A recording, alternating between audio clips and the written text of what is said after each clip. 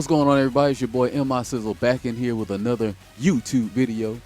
All right, today we're going to be looking at the top 10 frame attacks, in my opinion, right? Okay, so we're going to go over a few of them, and I'm going to tell you why I think they're pretty good, what they're good for. And if you feel like you have maybe a difference of opinion, drop it down in the comment section, and I'll definitely converse with you, and maybe we can have another one of these things revised. But for right now, we're going to jump into my list, and at the beginning of my list at number 10 is going to be Kings 2-1. Now, the reason I'm choosing Kings 2-1 is because it's 25 damage on hit, right? Plus 7 on hit. It's a high mid, so that's this right here, 2-1. If you see on block, it's only -1, so it's plus 7 on hit, and it's only -1 on block. So this allows you to still be able to play small Tekken, move around and force your offense, or choose a particular defense to neutralize opponents' offense and different attacks that they can try to do. I think that is one of the better jab strings in the game, in my personal opinion, just with it being so low on block, and it's not very negative on block, and the idea that it's a high into a mid, it makes the opponent stand there, and because it has like a slight delay, it allows for King to do things like set up for a chew into a grab, maybe, depending on how you're dealing with these players, right? Depending on what your player is looking like. If they're antsy, they're gonna probably swing, but because there's a delay and it doesn't gel, it can allow them to duck into that, or they can swing into this. So I think it's just a very good move. Not a lot of downsides. Maybe the only downside is it can be countered if they suspect that you're using it too much, because it doesn't gel like his 1-2. So I think that is probably what makes it one of the better 10 frame moves, in my opinion, in the game. That's number 10. All right, so number 9 is going to be Marduk. And with Marduk, we're going to be also doing 2-1. His is 22 damage on hit, right? Which is not a whole lot, but it is plus 5 on normal hit. And it's high, which is a downfall for it.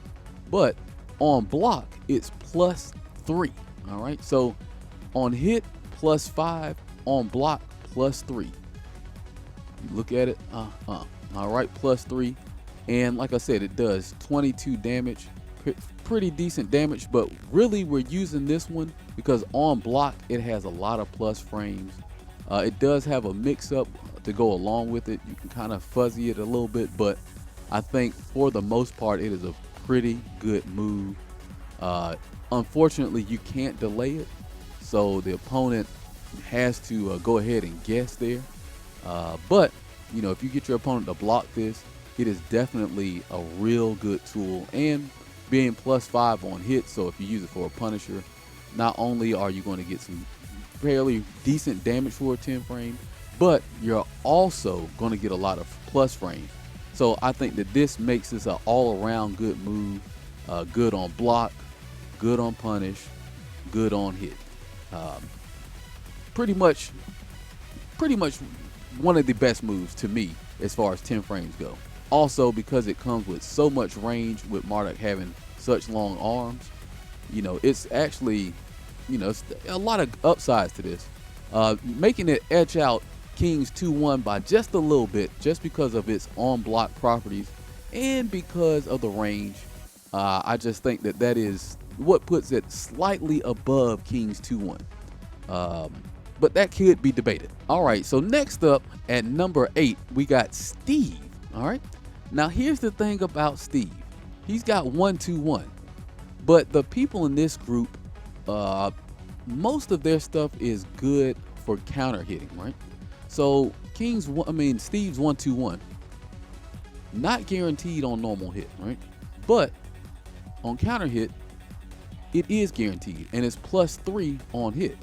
The good thing about this is on block, it can be anywhere from -1 to -3 because he can transition into different strings. So if you do the first hit the first 2 hits and then you hold back, it can put you into, well, you do 1, 2, 1, and then you hold back. So if you do the first 3 hits and then you hold back, it makes you only -1, which puts you into flicker. This is good because you have an armor move out of flicker. So if an opponent tries to jab back, you'll have the ability to hit them with back 2 out of flicker, which is your armor move. And then you have various options that you can choose to cover different bases. Obviously, you're at the negative, so there are things that the opponent can do, like they could do a little low move and stop you from this, possibly low jab you out of it. But then you also have the option of doing 1, 2, 1 forward, and it'll put you in peekaboo. And because the opponent has to react immediately, that will allow you to do things like this to jump over the low jab if they try to go low, or you can also do up forward 1 if you want to be less risky. So it does have a lot of good uses. Plus, it's hard to step. 1, 2, 1 kind of tracks a little bit. It's not homing, but it seems to be very difficult to consistently step. It is high, high, high, but it jails, so you can't duck the third punches. And of course, it comes with an extension.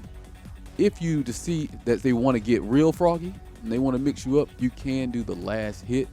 And while it's not guaranteed on counter hit, it is there to cover your bases if you need to. So I think it doesn't do much, but you know, it causes a knockdown. Maybe by the wall, it can be very useful because if they press a button, then they can get wall splat. So it has a lot of strengths to it. Coming in at number 7. And like I said, it does 33 damage on counter hit. Okay, coming up at number 7 is Bryan's 1, 2, 1. All right. Now, much like Steve's 1, 2, 1, it is only guaranteed on counter hit. All right. But the good thing about this 1, 2, 1 is it's high, high, mid. It does 34 damage, which is 1 point higher than Steve's.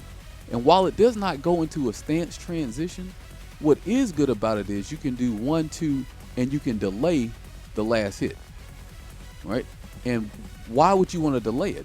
Well, if you're not familiar, if you delay, the third hit actually will be a counter hit combo starter. Right? So let's check it out. And then from there, it gives you a combo plus 1, 2, 1 is safe. Now it is -6 on block, but 1, 2 is only -2 on block, which means you have enough ability to move around and you can use mental frame advantage, a topic we'll talk about in the future one day.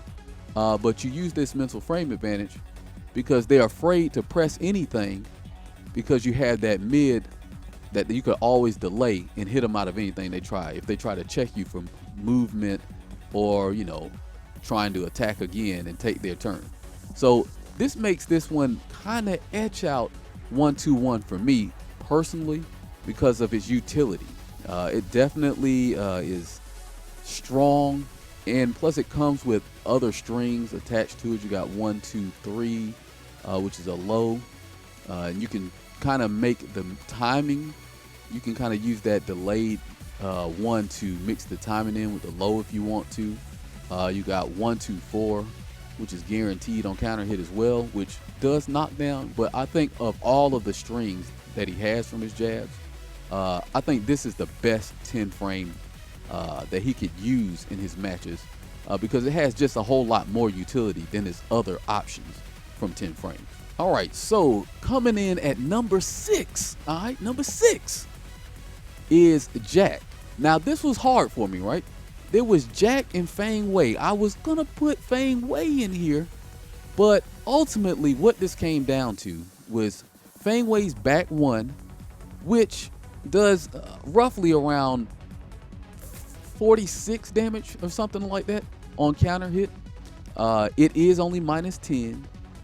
But it's only +1 on hit, and it's 17 damage, 20 damage on counter hit, plus you get a follow-up, which makes it about 46 damage.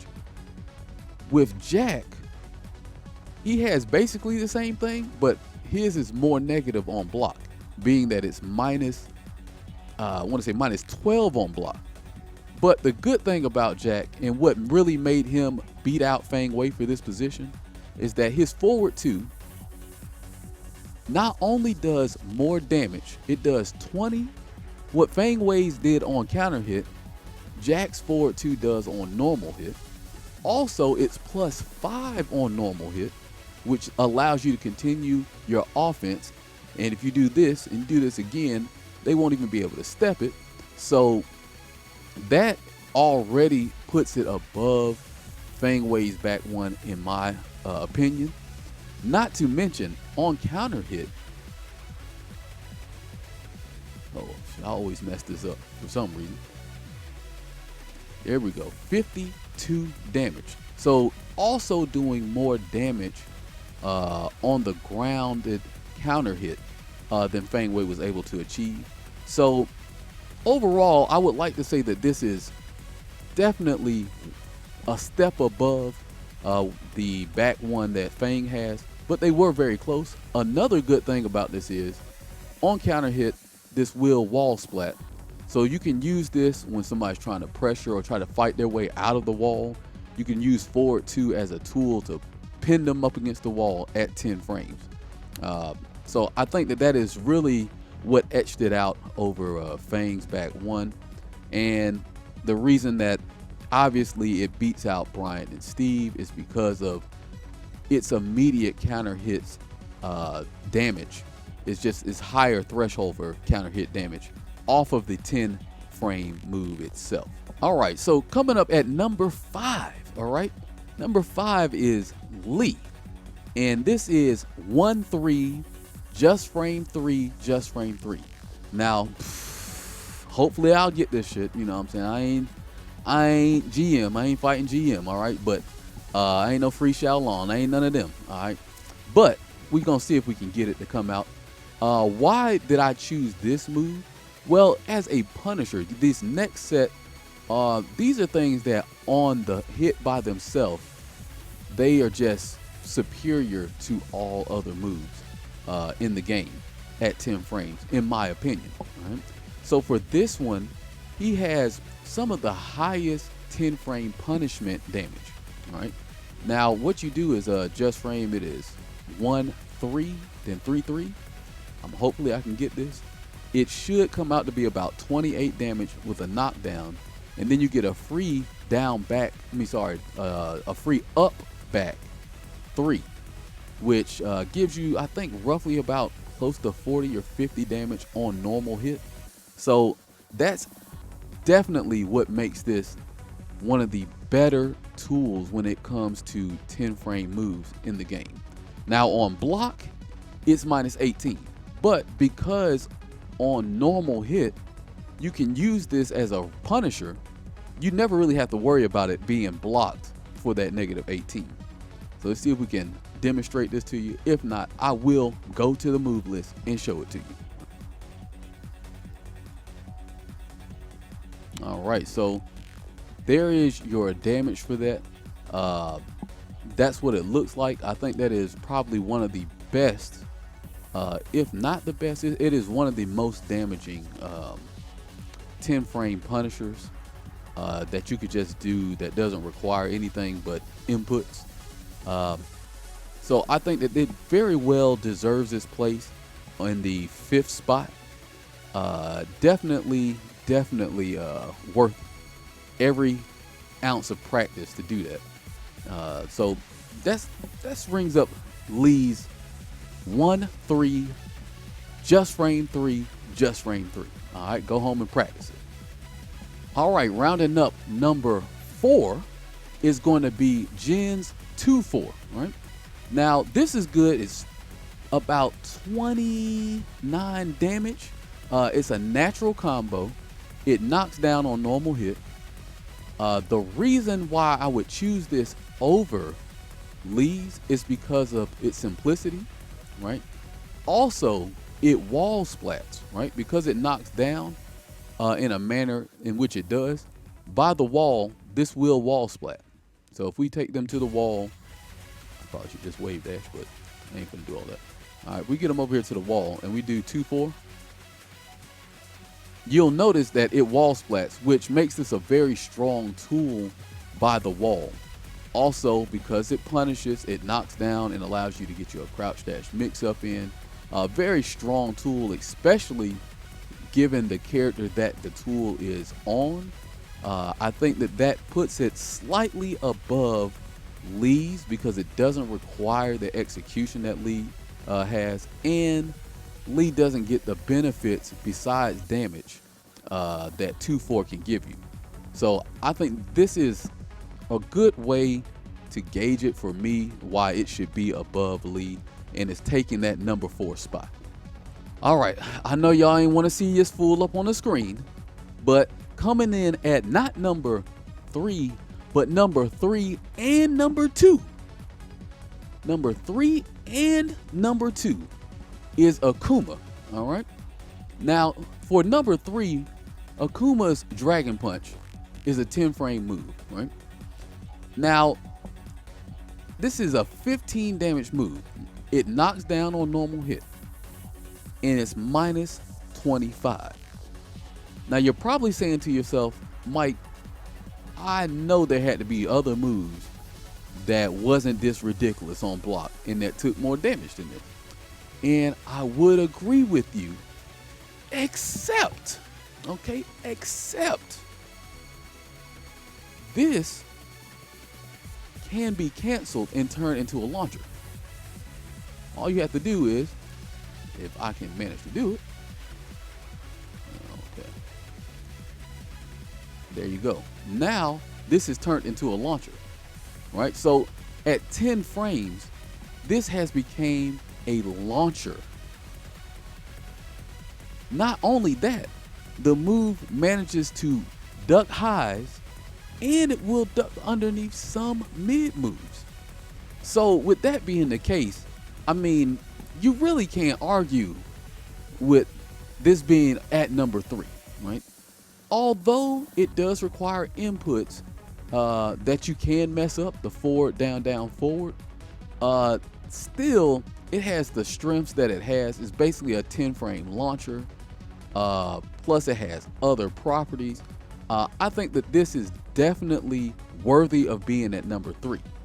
But if this is number 3, then you're probably saying to yourself, well, what the hell is number 1? What's number 2? Number 2 is the low jab, right? The low jab. Oh, not to mention, forgot to say this about the uppercut, all right? The uppercut can be canceled on block, right? So I can cancel it on block. Right there is negative 25. But if I do this, now it is 0, can be up to +1, depending on how fast you're able to cancel it, right? So with that being the case, this move, this low jab here, right? 10 frames, this could be your worst nightmare, all right? This into that, on counter hit, you can do anything you want to do. Or if you just want to do the jab and cancel it, it can go to +7. That was +5. Depending on how fast you're able to do the cancel, you can do a cancel into another move. You can low jab and cancel into somebody's face. That time was +6. Like I said, this move, not only does it duck highs, it hits crouching, right? So it's a special mid, right? So if the person's ducking, it won't damage them. But if they recover crouching from like a low move and this jab can reach, you're turning a 10 frame move, just like the dragon uppercut. You can turn this into a launcher from a low jab, but because it does not knock you off your feet, you can do the low jab into a canceled move, cancel the cancel move into a move, and then cancel that move into a launcher, right? And then get your combo started. This is one of the things that makes some of his combo damage so high and so ridiculous, because he's hitting you with a series of grounded attacks. And this can lead, this little low jab right here that only takes 5 damage could lead to like 90 damage, maybe even more, okay? It's unfathomable how much damage you could possibly do from something as mediocre as a low jab with every other character. But with Akuma, this junk is outrageous. So you're probably saying to yourself, hold up, big dog. Hold up. Hold up. How is this the number 2 move on the list? I got you. Hold up right there. All right. Here we are. The number 1. The rootinest, tootinest. The shootinest, glutinous, shitting on all of the competition. Okay?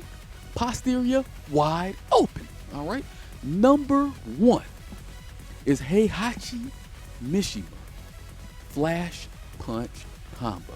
Okay? 1-1-1-2. All right? This is by far the best 10 frame in the game. Now you're probably saying to yourself, how is that possible? And why is it Heihachi specifically?